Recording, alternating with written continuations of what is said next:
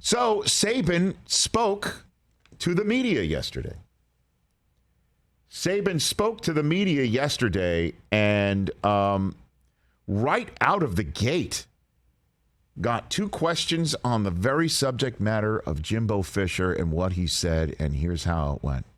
What evidence did you have that Texas A&M bought its entire recruiting class? You know, I didn't really say that anybody did anything wrong. Well, you said they bought their recruiting class. I didn't say anybody did anything wrong, okay? And I've said everything I'm going to say about this. But, you know, I think that, you know, I guess the point, and I should have never mentioned any individual institutions. I said that before.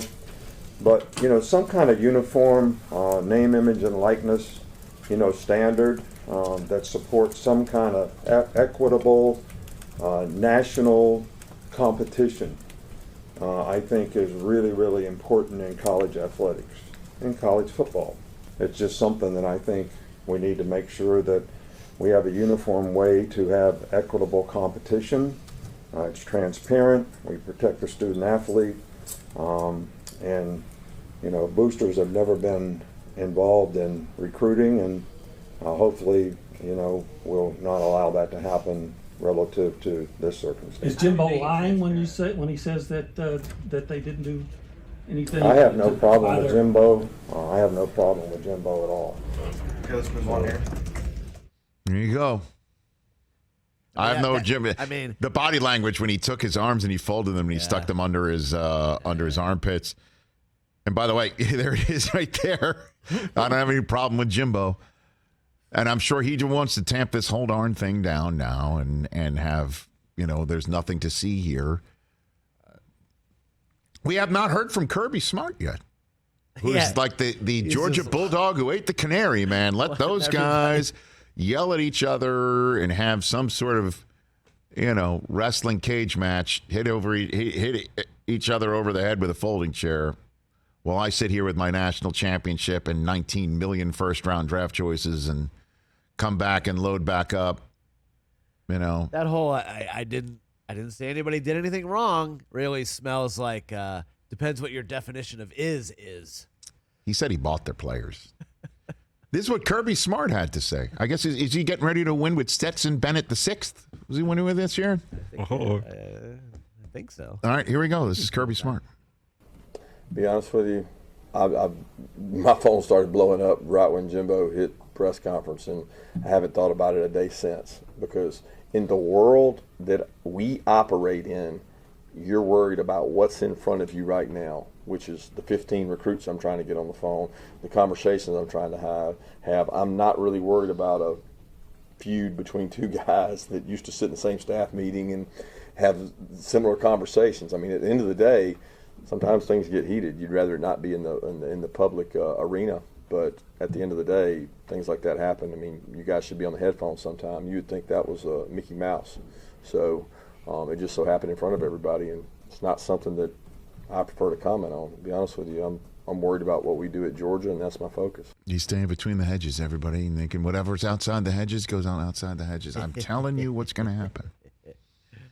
I'm going to repeat it again. You heard what Saban said, some sort of national leveling of the playing field on NIL. Take boosters out of it. Because, again, if boosters are getting in it, using the door of name, image, and likeness to entice players to come to campus, if that's what's going to happen, then suddenly Alabama's advantages go not away, but they're diminished. The Alabama advantages are the obvious ones. Facilities, but more than that, it's Nick Saban.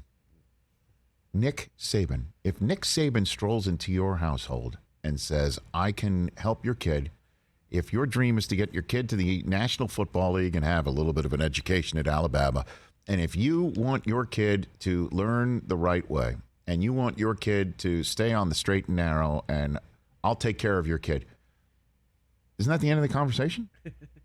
If the kid likes the school and is happy with the conversation, like, isn't that the end of the conversation? That's got to be the end of the conversation. It would be for me. Okay, Nick, got it. Send my kid to you. Yeah, where do I sign? And that's with the ultimate of respect to every other coach that could stroll into somebody's living room. But if now the other considerations are, well, wait a minute, the other spot finished in the top 4, top 5, they also send kids to the NFL.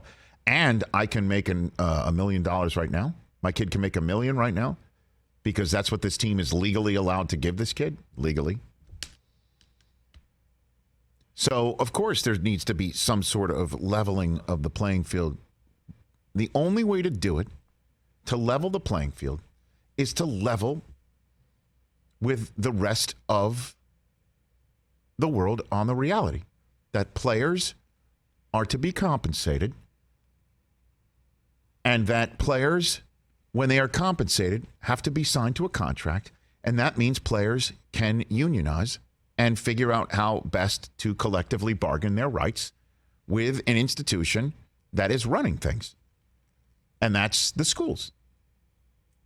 In the same way that they might collectively bargain with any other employees on their campus that serve the academic community. Here come the players to do that. And you level the playing field. And how many people how can you figure out everybody follows those rules? Well, you keep it limited. 50 schools, 60 schools across the country. Oh, what are we going to do? Really? You're going to fly the kids across the country? Yeah, that's what you're going to do. Do that anyway. That's what you'll do. Yeah, USC will have to make some road trips to Auburn. Missouri might make some road trips to Michigan.